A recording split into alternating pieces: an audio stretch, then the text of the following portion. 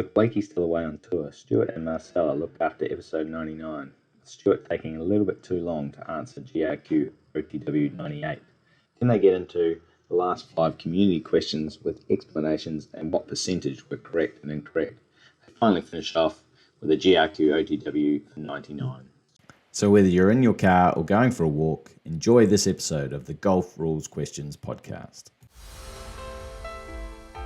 Stuart's one of our highest ranked working rules officials that we have, one of the best we've got, and he knows his stuff. Hello and welcome to the Golf Rules Questions podcast, episode number 99. We are getting very, very close to that fantastic achievement for the podcast of episode number 100. My name is Stuart McPhee. No Blakey again this week. He is overseas in the United Kingdom working for the Asian tour. He's given me permission to just do one more podcast without him in the driver's seat. Well, I'm joined again today by a friend of the podcast, Marcela Smith from the Girlfriend's Guide to Golf. Marcela, welcome back. Thank you. Nice to be back. I guess Blakey must have approved when he looked at our little video when he was on tour and thought I don't know about 2 thumbs up, but maybe 1 thumb up. I don't know. Let's go with 1.5.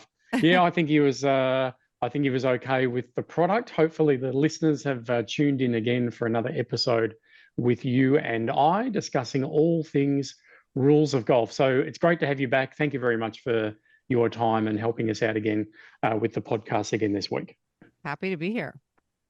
Well, we're going to turn right to you because we always start the podcast with the answer to last episode's Golf Rules question of the week, which Marcela, as a guest of ours last week, we asked you to write that up, which you did. Do you have that handy, please, just to read out again to refresh people of that question, please? Sure. That question was, Sharon and Nina are playing an individual stroke play tournament at the Santa Luz Club in San Diego, a beautiful place, with 2 other competitors in their foursome. Sharon pulls her tee shot on the 8th hole and thinks she'll find her ball in the bushes. After the other ladies tee off, Sharon starts looking for and finds her ball in about 90 seconds. Her ball is just beyond where a white OB stake is. Not wanting to go all the way back to the tee, Sharon assumes she can use the model local rule E5 and drop a ball into the fairway for a 2-stroke penalty, which she does. The other ladies weren't aware that Sharon's ball was found out of bounds until Sharon casually mentioned it on the 9th tee. And that 9th tee is across a long street and a great distance from the 8th hole. And at that time, the other ladies informed Sharon that if her ball was OB, she would not be allowed to drop it in the fairway, as they do not have model local rule E5 there at that course. So since Sharon didn't want to slow down play for the group behind her, she said she'd just take an 8 on the hole and move on. So what's the ruling? I think Sharon might be in some trouble, and we can just sort of narrow down to what has she done wrong. Well, E5 wasn't available, but even if it was, she could come out. But let's say it's not available. What option does she have available to her when her ball has been found out of bounds? As we know, if your ball is lost or out of bounds, you are limited to one option and one only. And I believe it's your favorite option for the unplayable ball. It's the same option, right? So that's your only option under that. She didn't play a provisional ball, as you mentioned. Model local rule E5 was not available. Her only option was to proceed under stroke and distance and return to the teeing area and make another stroke, which would have been, of course, her third stroke.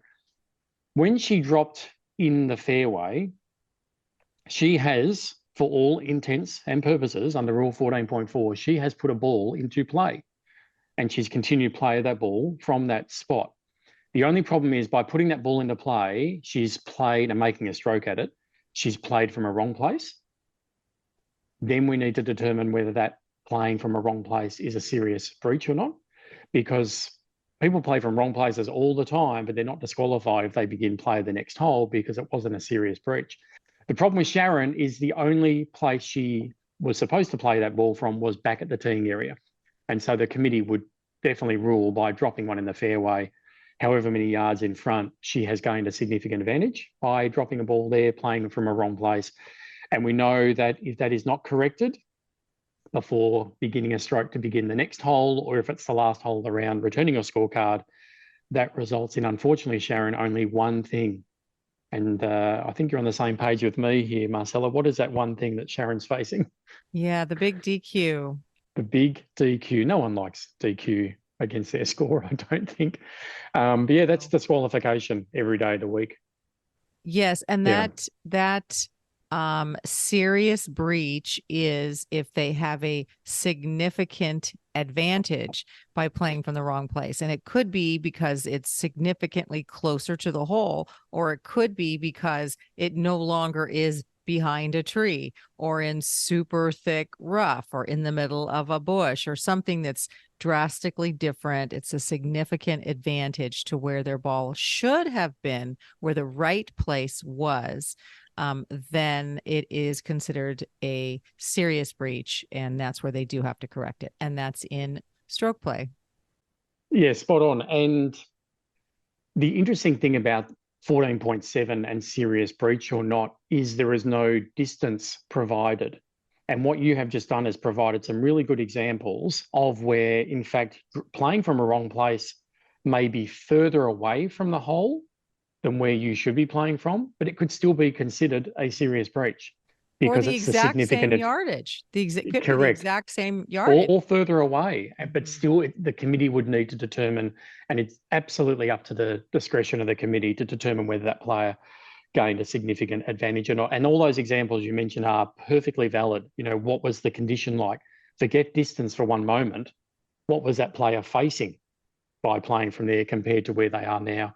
And I remember, digressing a little, I remember Lydia Ko not so long ago thinking preferred lies was in place, and 3 holes in a row in the middle of the fairway, lifted her ball, placed it somewhere else very close and made a stroke. And on the 4th occasion, asked the question, someone brought it to her attention. She'd already lifted it and was about to place it. And they said, no, preferred lies has not been in place. So she's played from a wrong place 3 holes in a row, but that was okay. There was no disqualification because there was no serious breach.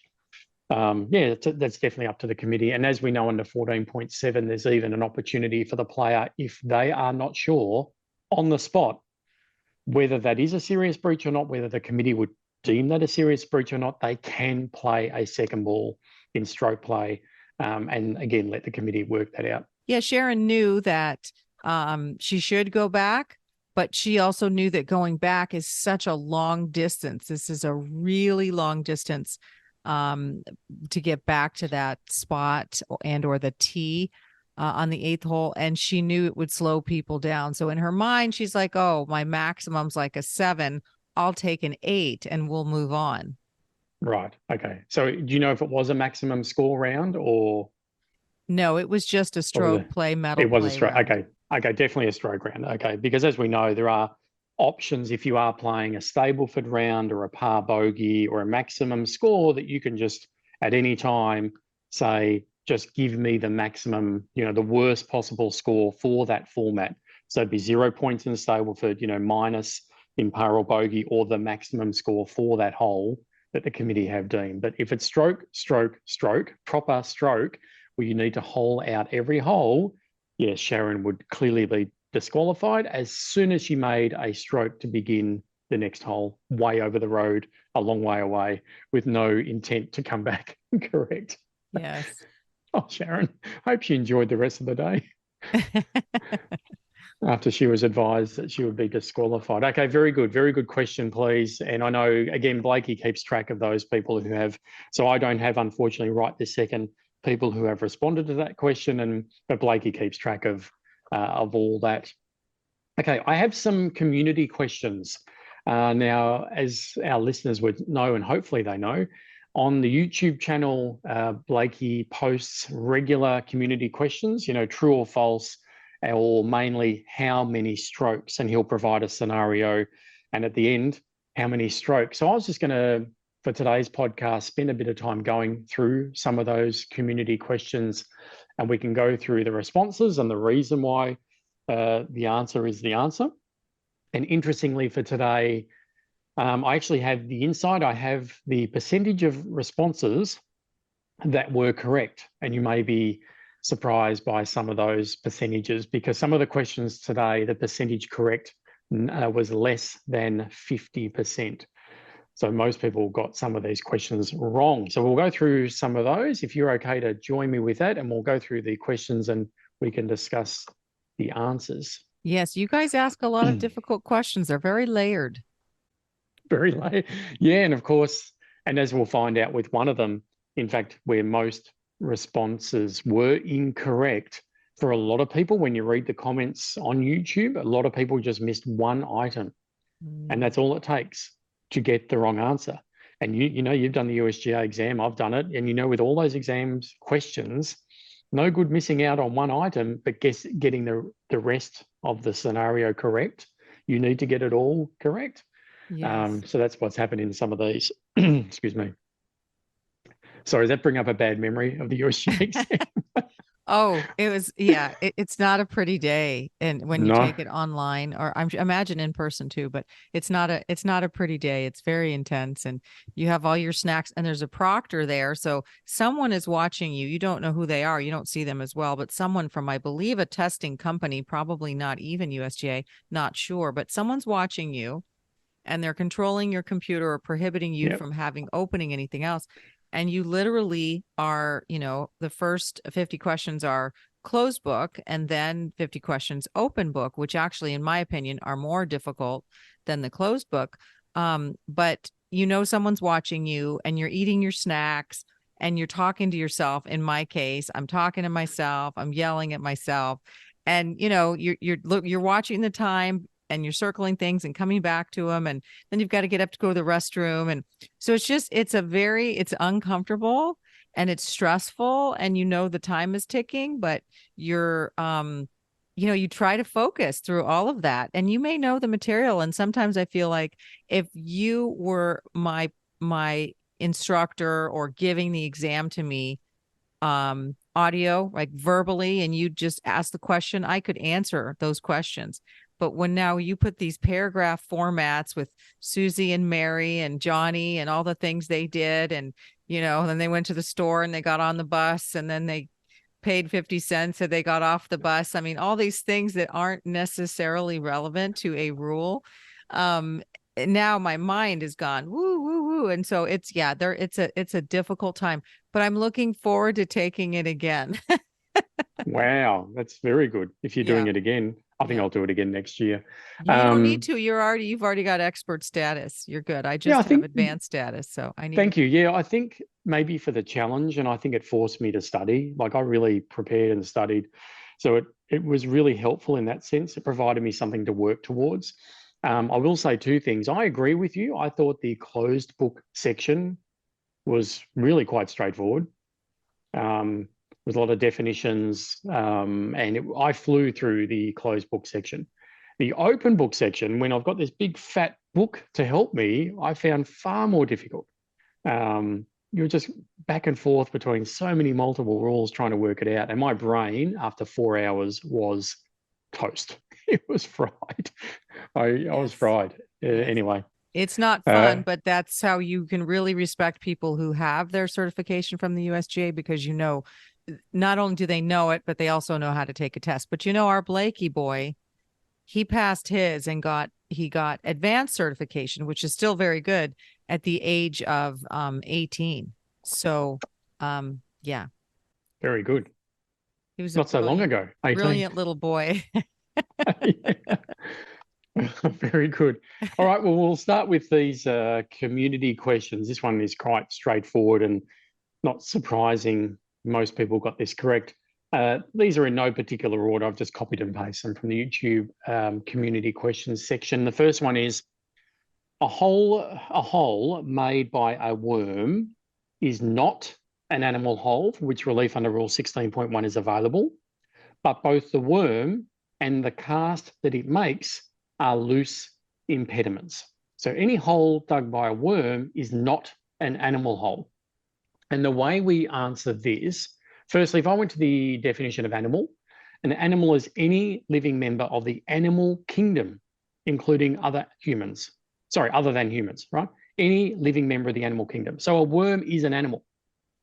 However, when we get to animal hole, any hole dug in the ground by an animal, except for holes dug by animals that are also defined as loose impediments, such as worms or insects. So if we go to loose impediments, any unattached natural object, but it also includes worm, insects, and similar animals that can be removed easily, and the mounds or webs they build, such as worm casts and anthills, they're all loose impediments. So the answer to that question is true, but it really just highlights the importance of the definitions.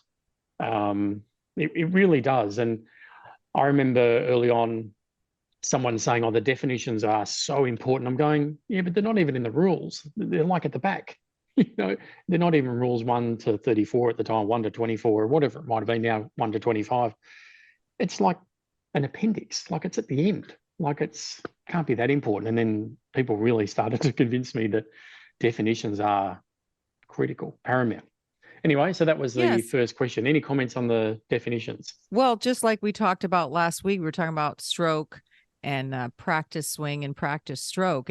If you're reading a rules question, or someone is asking you a question or telling you a story and they're using the word stroke, you're assuming they are using the definition, or they say my ball moved. Well, did your ball move under the definition in the rules of golf, or did it just move in the definition of the Merriam-Webster dictionary, yes. Right? So that's what's so important about it, because you're like, yeah, I know what moved means. It moved, I saw it. Well, different story under the rules of golf as to whether or not it moved. So yes, that's where anyone, if you want to take your exam, whether it's the USGA or something regional, you should just read the definitions. In fact, you guys have a podcast.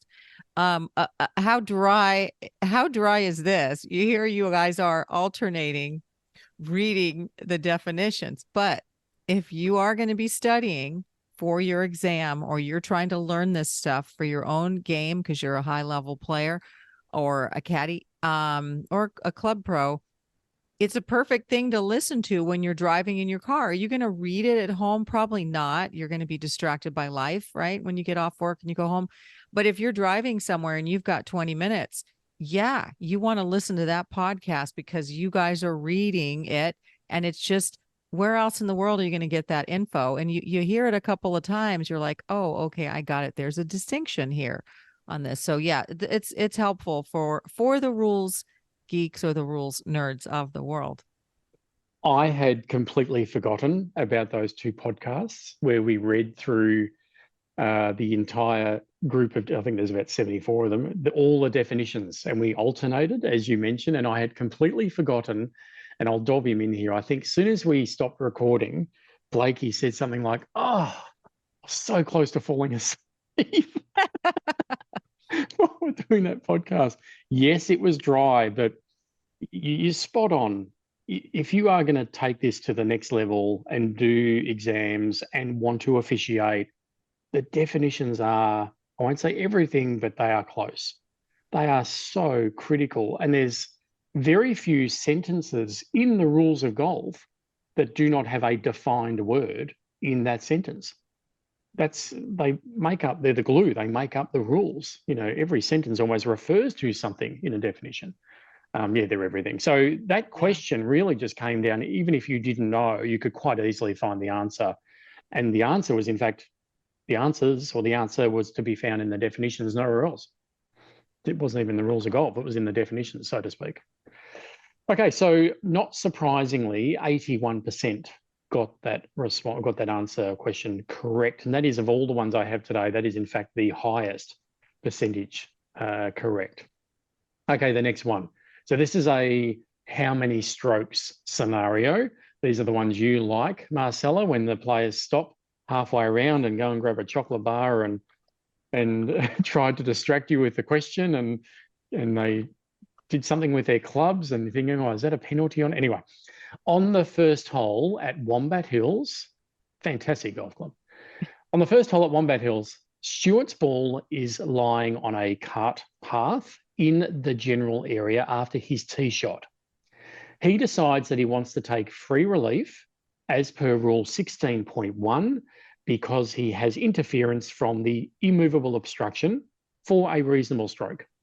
He works out his nearest point of complete relief, and then he lifts his ball from the course without marking the original spot.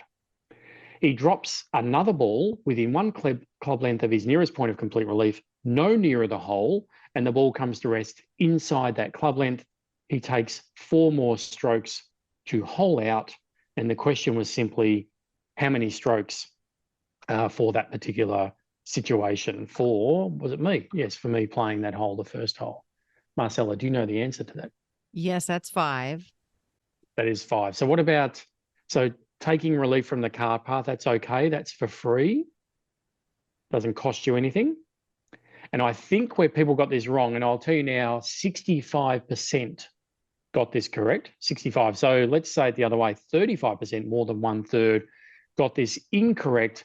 And I think the most common misunderstanding here was the requirement, or I should say no requirement, to in fact mark the spot of the original ball before you lift it to take free relief from that immovable obstruction. Do you think that would be a common misunderstanding, people thinking you have to mark that spot before you lift it? It's funny because it's kind of the opposite. So many people don't realize you need to mark the spot when you're lifting your ball to identify it, right? So many people think you don't have to do that, but yet they do think you have to mark it when you're going to take relief from something. So it's funny that many people have the complete opposite understanding. Yeah, and I remember one line in the rules, it must be under 14.1, where whenever you are required to replace the ball, and replace means exactly the same spot, whenever you are required to replace the ball, you must mark it first. You must, not suggested, must, including on the putting green. If you are lifting it and putting it back on you mark it first. Everyone knows that. But around the course, like you said, if you're lifting to identify, I have seen that myself, where they just lift half an inch off the ground, 1 centimetre, they lift it up, rotate it to see there it is, and just put it straight back again. You think there is no harm in doing that. They haven't moved it. It's back where it was. They haven't gained any advantage, but they haven't followed correct procedure, as you said, and they haven't marked it first, and that would incur a penalty if my understanding of the rules is correct for that particular your situation. Understanding of the rules is correct, Mr. Expert. So, it's interesting that I do see it a lot. People taking relief, now, I don't think that's a bad thing. I think it is a good habit, because if you're distracted, hey, I'm still looking for my ball, and off you run to help someone else and come back and go, now we know best estimate is okay, if not known, but it is a good habit to go, well, there it was. I have seen people mark the nearest point of complete relief first before then lifting their ball as a habit. But again, there's no requirement to mark. Yes, and that's what I do is I'll mark that nearest point of complete relief where where I'm basically using the club I would be using for the shot. And when I teach the rules on the course, that's what I recommend that they do. And always saying this is not required. It's more of a should. It's not a must, but it's a good idea to do that. And also, if there's anyone around you, maybe that doesn't know the rules as well, if you're in a tournament and you're marking out that 1 club length or 2 club lengths, depending on what kind of relief you're taking, if you're marking it out, then it's kind of clear to everyone. And again, not required on the PGA Tour either, and not required during a tournament. It's just a good idea so that people don't get stressed. And I'm all about avoid the appearance of impropriety, avoid the stress, avoid people being uncomfortable or having a weird feeling or thinking that you did something wrong. But you only have time to do that if you're efficient the rest of the time, as we talked about that last week. So you can't, take forever to measure this thing out when you're chatting away the whole time. So be efficient with it. But I think it's a good idea to mark it. I think that's a great point. And this is why I turn to you often, because you're the one doing your clinics You're out on course, you have people standing around you, you're in a bunker, you're on the green, and you're going through all these mechanics and procedures. I think that's a great point you make about why provide anybody the opportunity to have any inkling that you are doing something wrong and to create that tension or stress. And if you go through that procedure of marking out 2 club lengths, nearest point 1 club length, even though the rules you don't have to, but why not? For your own benefit and for everybody looking on going, he or she, they know what they're doing. I can see that. I'm not going to have any doubts from now on. They're clearly comfortable taking relief, following the procedures. They know what they're doing. Yeah, and I think that's a especially great if point. there's any kind of a slope, because it's going to probably run out, and you do want to make sure sometimes you think it ran out of the relief area, but maybe it still is in the relief area because you just estimated or eyeballed it. Maybe it's still in the relief area. So you really shouldn't be taking another drop because you think it rolled outside. So I think any kind of a slope or strained sort of terrain, I think it's really a good idea for that as well. And one thing regarding that, I think a lot of people are under the misunderstanding that if you are taking relief, for example, lateral relief for a red penalty area, and it is sloping towards the water, that when you take that drop, you're not allowed to stop it from going into the water, going past that red line again. And you are allowed to stop it as long as it's clearly obvious that it's going to continue rolling. Then you can stop, your ball in motion, so to speak, when clearly it's going to just take off and exceed where it's supposed to come to rest. And then you can, because obviously you don't want to waste 2 nice new golf balls just taking penalty relief for a penalty area. I've done that myself and had someone question me that on that. I had my driver out to measure the 2 club lengths, then laid it down on the red line, knowing the ball was going to roll that way, stopped it twice. And someone said, you can't stop it. I said, well, it's obvious where the ball is heading. It's heading anyway. You're spot on. There's no issue with that if it's obvious, as you say, that's exactly where the ball is going.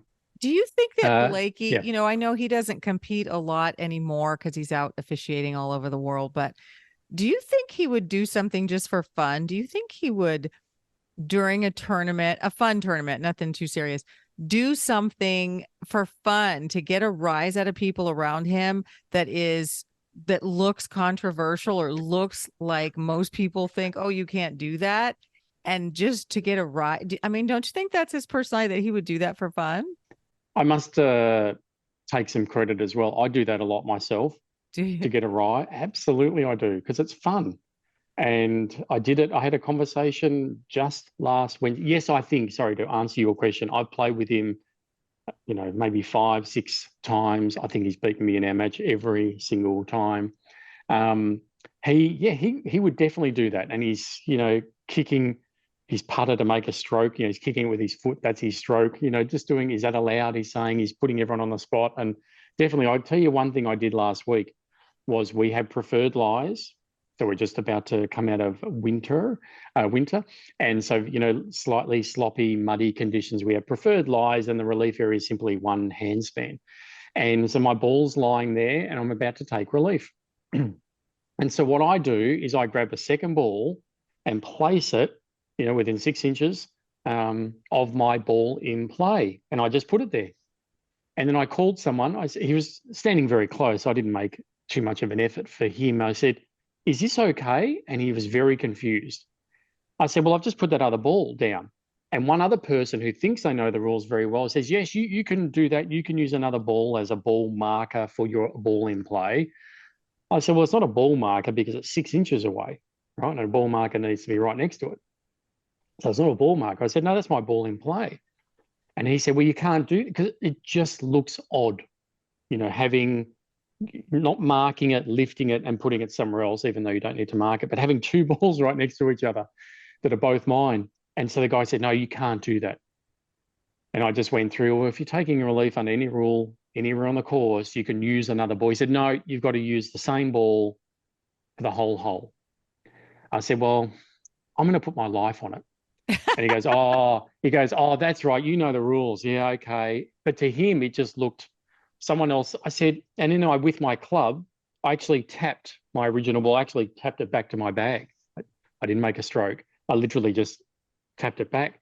I said, that's now a wrong ball, as I'm explaining it all to him, getting all very nerdy. But I do it. I play with the club captain often, really good rules knowledge, not as active anymore, and I'll do a few things and ask him. And we have a good laugh about it because it does put him on the spot for 5 seconds of whether I'm able to, proceed. So I think it's a lot of fun. And while we're out there on the golf course, we are not elite players. I'm out there for one thing, and that's to enjoy myself. So some of these little things help me enjoy myself that little bit, a little bit more. Yes. Well, and I do a lot of that too, not to get a rise, but just ask the question, hey, can you do this? Can you do that? Just to help. And my friends appreciate it. Blakey and I played in Lake Tahoe in a pro-am, 1 pro and 4 amateurs. And it was just such fun. And there was a little bit of drinking during the round. And not by me, of course, but by everyone else. Literally he had to go in. I have a video on it. He hit a ball into the water, into a penalty area, and he had already lost so many balls that day that he literally took his shoes off and went into the water to find a ball. And I'm not talking knee height. We're talking thigh height. Got completely drenched to get his ball. And it's a great video. We should show it. It's hilarious. And yeah, he's a great competitor, but things happen. No one could spot him $5 or $10 for another ball at the term. Anyway, we couldn't. Even better that it's on video. That's fantastic. Yeah. So we got 65% correct, got that correct. That was the question to me, and taking relief from the cart path, and we digressed a little bit, which is good. Talking about relief and procedures for that. This one, this was quite straightforward. The question was, now this was true or false. You may have the flag stick left in or removed or attended for a stroke, no matter where your ball is on the course. That was it. You may have the flag stick left in or removed or attended by someone else for a stroke, no matter where your ball is on the course. And the answer to that is true. 80% got that correct. The rule says the player may leave the flag stick in the hole or have it removed, which includes having someone attend the flag stick and remove it after the ball is played, but must decide before making a stroke. There is normally no penalty if a ball in motion hits the flag stick. This rule applies to a ball played from anywhere on the course, whether on or off the putting green. 80% got that correct. I made the comment on the YouTube channel just to reiterate, because someone asked a question about something they weren't quite sure. And I just said, whatever choice you make, you need to make it before you make your stroke. And then once you've made your stroke, you are stuck with that choice. And that's just the 2 points and good rules of thumb to remember. Make the choice before making the stroke. And once you make the stroke, you are stuck with that choice. No running up and trying to remove the flag stick when you had chosen to leave it in. So 80% got that correct, Marcela. Any stories from your clinics with the flag stick? Just that sometimes people are under the impression that you can only repair damage to the green when your ball is on the green. If you see damage and you're going to chip up there, or you're very close to the green and you just run up and fix it, a lot of players are under the impression you can't make that repair to that damage until your ball is on the green, and that is not correct. So a lot of misunderstandings about when you can do things. Yeah, I agree with that. I definitely see people who are just short of the green and they want to repair and they don't know whether they can or not. They will ask the question, but you're right. They assume it's not until you are on, your ball is lying on the putting green, that you can make those repairs, but you can make those repairs anytime. And another little sort of golf wives' tale is when a ball is in the hole, someone holed out, and the other players are under the impression that it's a penalty if they hole out when that ball is sitting in the hole. Yeah, we had this sort of half intellectual conversation about a month ago in a little group chat that we are with, which Blakey is a part of.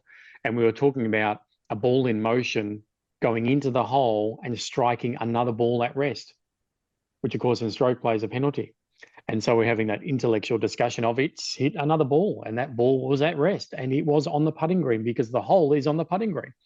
And so we don't want to nerd out too many people with that conversation, but you're right. It's like if the ball's there for pace of play, you know, the person might have holed out from the bunker and they're raking. They're excited and happy, but they're raking a bunker. They're not going to be able to retrieve that ball for another 4 minutes. Meanwhile, you're all playing, goes in and hits that ball. As you say, that's no problem. But as long as it doesn't hit that ball and bounce back out again, then you'll be upset. Yes. Well, not surprisingly, 80% got that correct. Not so successful with this next. I just knew this question would trip people up. It's a simple question, but not, yeah, it should be a simple answer. But question was, your ball is just off a putting green. It's not the green you are playing to. It's not the green for the hole that you are playing. Your feet, for a reasonable stroke, your feet are standing on that putting green to make your next stroke. And the question was simply, you may play the ball as it lies. And it was simply a true false. You may play the ball as it lies. Now, Marcela, that particular green that we are standing on, but it's not the hole, not the green for the hole that we are playing, what do we call that green? We call it a wrong green. And it's interesting because that's a foreign concept. I don't know why that is, but no one has ever heard of, or many casual players have never heard of a wrong green. It's probably because it's unusual to end up with a ball on a wrong green, not the green for the hole that you're playing at the time. And it's just no one's ever heard of. They're like, what is a wrong green? Yeah. So yeah, wrong green, you're not allowed to play from there, whether it's on it or it's your stance or area of intended swing or stance are on it. So you must take relief from it. And I think that's where the confusion would have come in. The fact that the ball was, I think clarifying the ball wasn't on. Yeah, the ball is just off it. So the ball is not on the wrong green. You are standing on it, but your ball, and I knew that would trip people up. And I've seen this actually with a state level referee. They just got this confused that, well, the ball's not on the wrong green. You're fine. You're good to go. But I'm standing on it. No, but your ball's not on it. So I knew that would trip people up. I didn't think it would get such a low response. In fact, 43% of people got that correct. And we'll swap that around and say 57% for a true false. 50% got that wrong. Clearly thinking that the ball was off, you're okay to play. Had they made that stroke with their, stance on the green for a reasonable stroke, I think that might be a penalty coming their way. Marcela, what have they done wrong? It's a two-stroke. It's a general penalty, two-stroke penalty in stroke play, and they must take relief from it. Yeah, they must. Interestingly enough, and it does say for a reasonable stroke. So you can't be like really stretching the right foot out as far as you can, to get one little toe on the green and go to a referee. Look, my little toe is on the wrong green. Can I take relief, please? Because the referee could easily deny you. Is reasonable stroke in the definitions? I don't think it is. In fact, I'm almost it's sure interesting it is because that really is such an important term. And when I was teaching recently in Tahoe, and quite often the director of golf or some of the other golf pros at the club will attend, which is great because they see what I'm teaching their ladies so that they can back it up if questions arise later.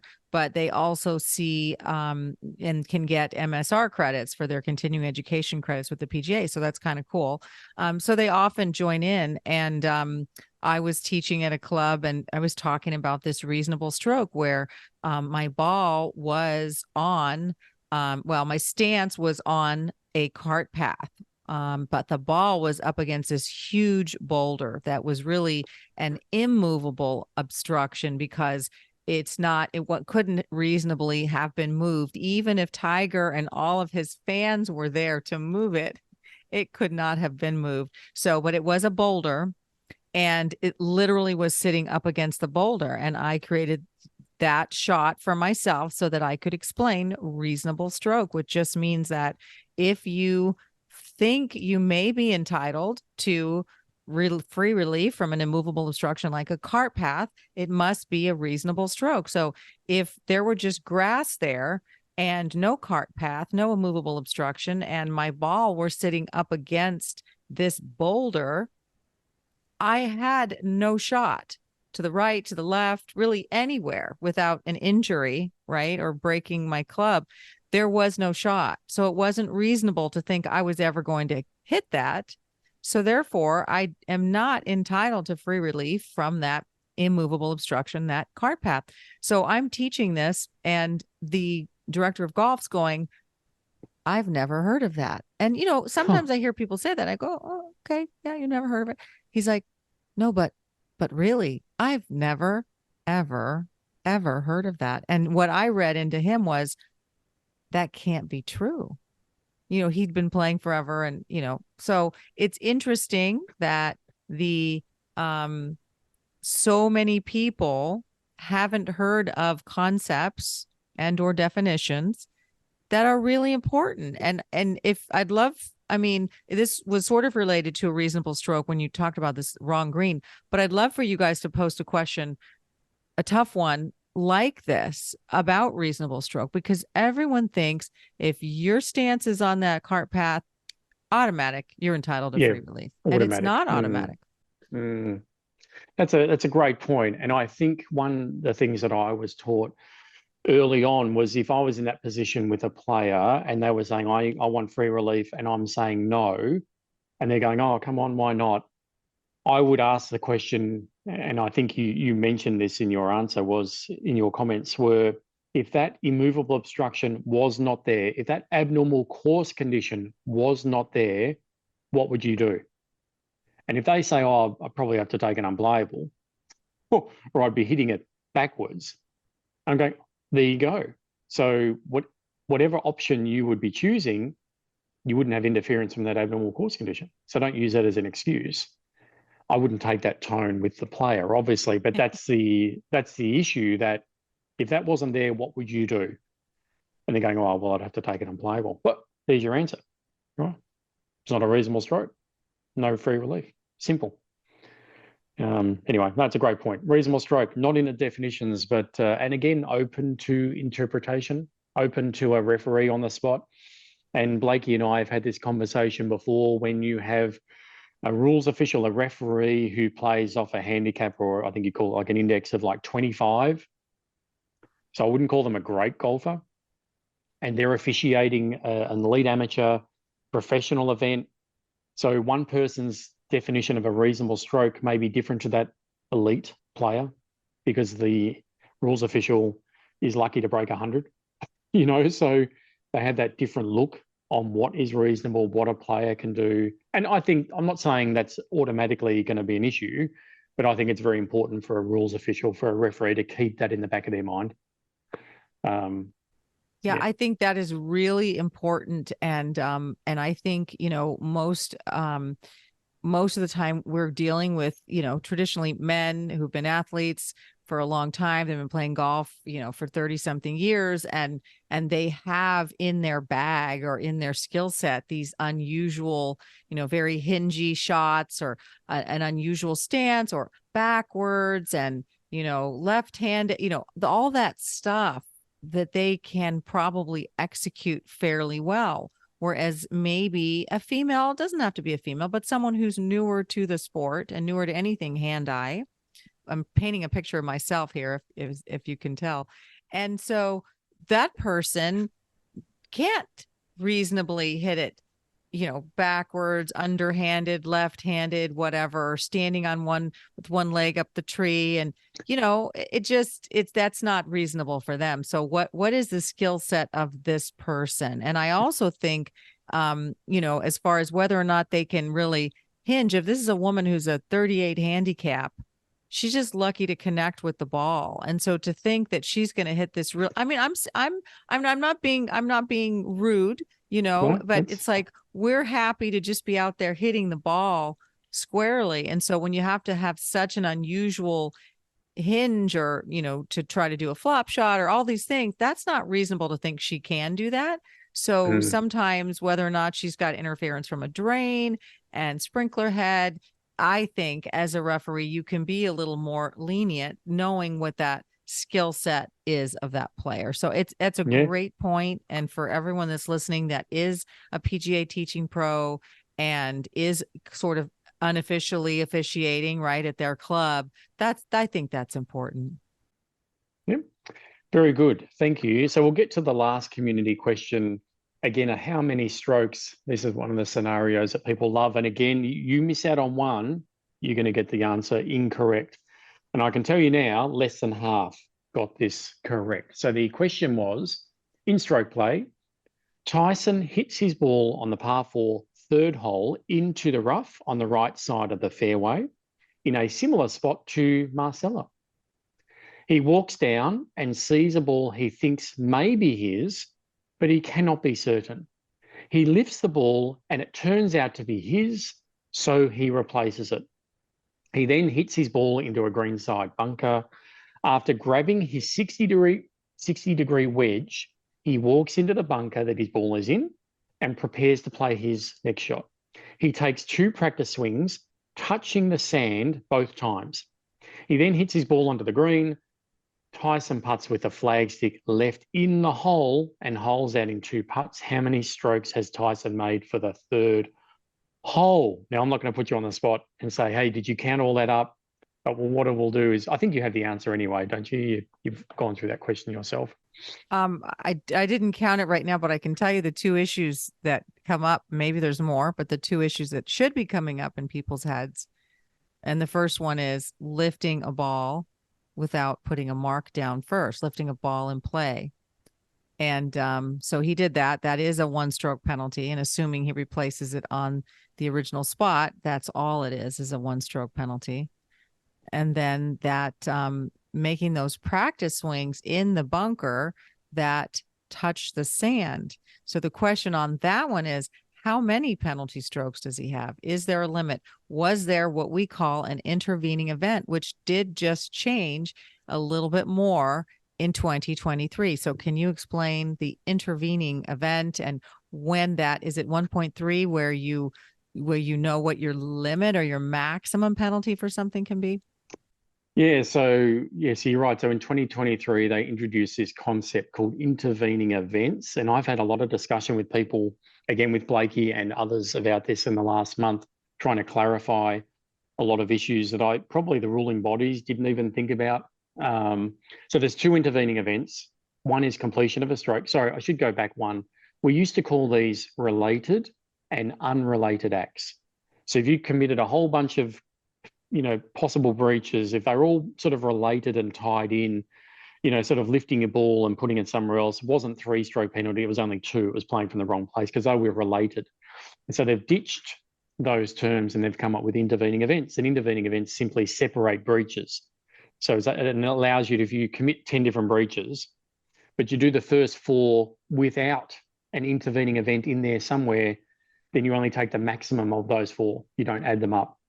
So the intervening events are completion of a stroke, and the second one is being aware or becoming aware of a breach, including if you are uncertain whether you have breached a rule or not. So that uncertain bit almost provides blanket coverage. But in this particular case, let's say Tyson had no idea. You're spot on about the marking the ball, by the way, for identification. That's clearly a 1-stroke penalty. And the second one was brushing the sand with 2 practice strokes. Was there an intervening event in between that particular, those 2 swings?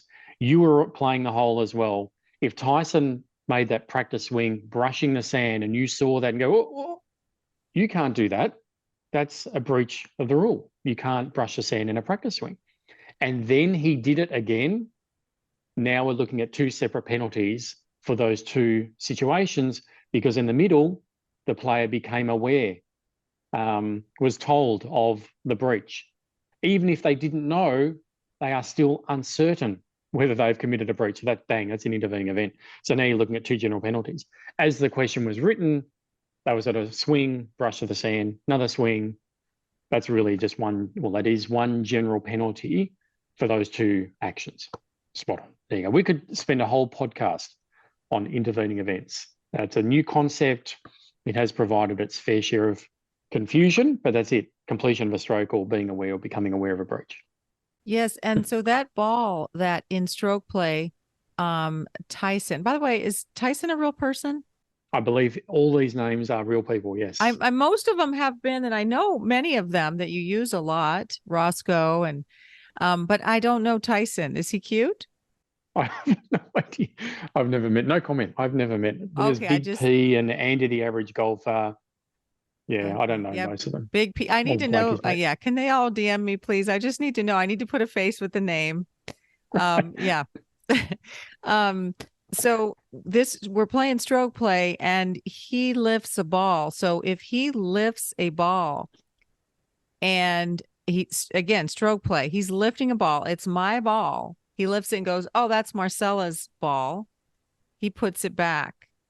There's no penalty for that. Okay, that's so strange.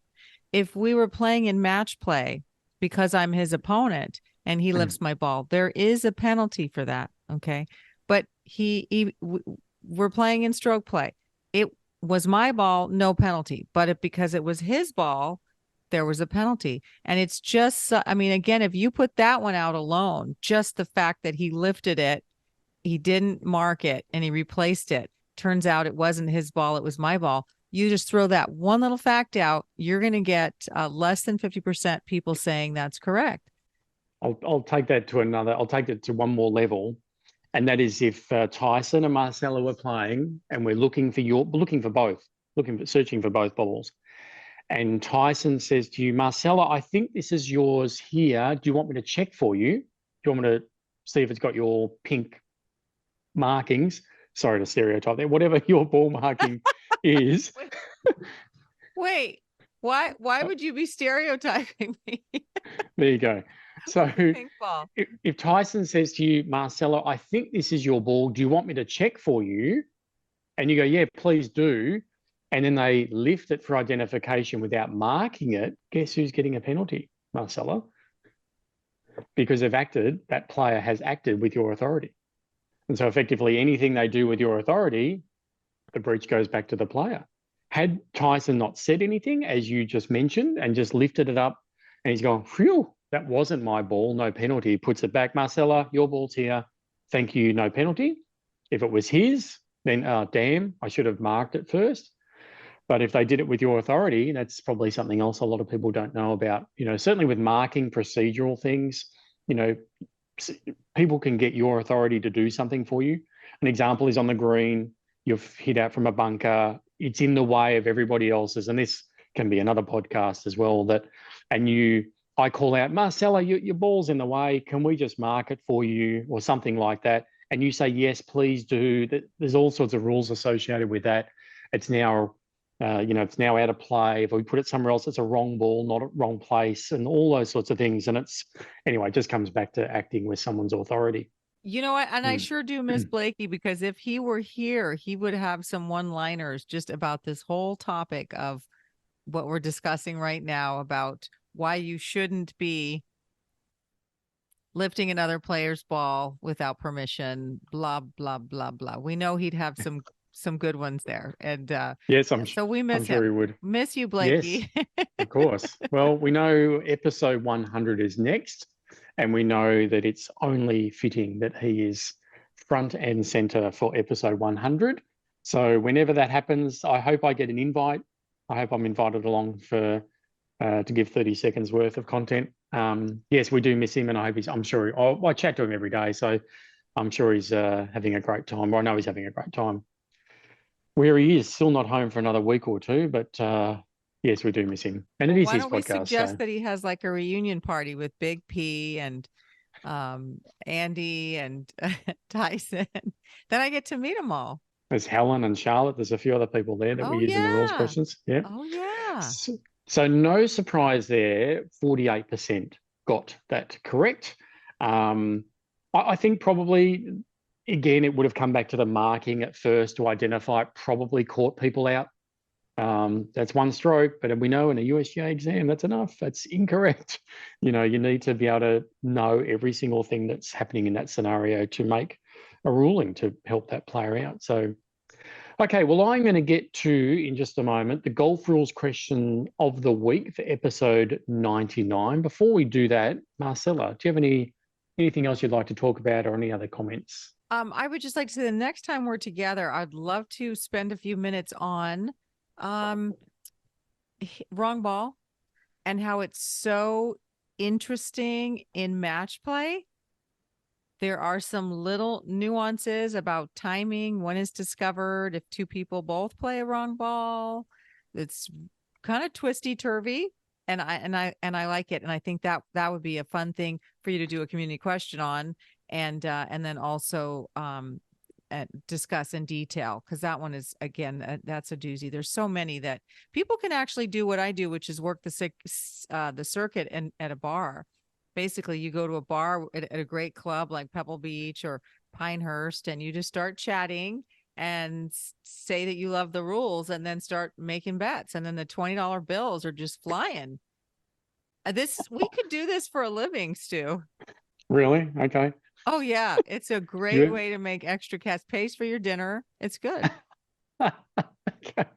I had never thought about that, but I certainly will now that you've brought it to my attention.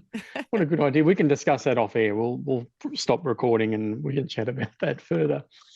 Well, Marcela, I should, you know what, I'll do the golf rules question of the week, and then I'll do my wrap up and say thank you to you. So this is the golf rules question of the week for episode number 99.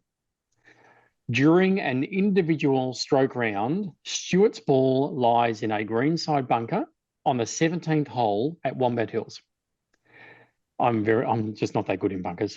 He makes a stroke and the ball I just skinny it. Ball flies right over the green, well back into a red penalty area behind the hole. In frustration, I yell out, "What am I doing wrong?" Blakey, standing nearby, says, "Mate, you need to take more sand during the shot." Stuart then rakes the bunker. After considering his penalty area relief options, Stuart decides to proceed under stroke and distance and drop back in the same bunker that he just played from, which he does. Are there any penalty strokes to either player? That's a good one. There is a hint. There is at least one penalty stroke. There's penalty strokes coming. That's all I'll say. So don't give the answer of no. It's all good and zero. There is definitely some penalty strokes there. So thank you. I just wrote that up before, reflecting my wonderful sand game, my wonderful bunker game. So as always, if you want to have a crack at that question, please let Blakey know through the usual way, through YouTube, message him and get an answer in for that golf rules question of the week. And Marcela, I won't put you on the spot and get you to answer that, because we want obviously the fans to chip in and answer that question. Well, I will wrap up by saying, Marcela, what a pleasure. Thank you so much for joining me for these last two podcasts in Blakey's absence. I'm going to put forward an argument. He can definitely come back for 100. Maybe you and I should do 101 and we'll see what he says. We have a lot to talk about. So I think I'm definitely inviting myself back. I'll invite myself over to dinner anytime, and I'll invite myself back on your podcast for sure. Very good. Well, it's been an absolute pleasure to have you along. So thank you very much for spending some time joining us on this podcast. It's been great. For everyone else, thank you very much for your time and listening in or watching in on YouTube. It's been great to have your company, and I'm very, very excited about looking forward to episode number 100 when Blakey is back. Looking forward to that, and we'll speak to you then. Thanks very much.